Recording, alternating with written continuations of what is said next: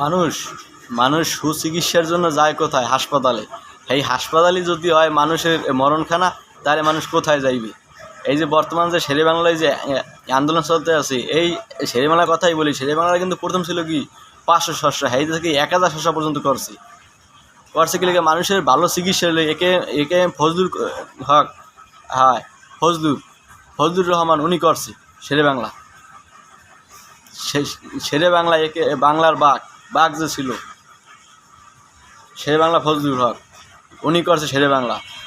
তাই শেরেবাংলা করছে টোটাল একটা বিভাগের মধ্যে যত মানুষের মানে গরিব মানুষ তাদের জন্য হাসপাতাল শেরেবাংলার জায়গায় মানুষ গেলে মরণ অবস্থা হয়ে যায়। বাথরুম এত অপরিষ্কার, সব অপরিষ্কার, মানুষ চিকিৎসা কিচ্ছু পায় না।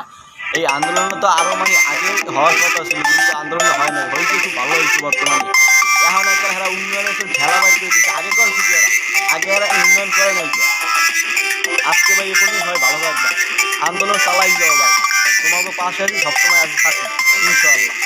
আমরাও তো এই শেরেবাংলা হাসপাতালগুলো উন্নত নয়, গরিব মানুষের জন্য প্রাইভেট হাসপাতাল না যাওয়া লাগে। সবাই ভালো থাকো।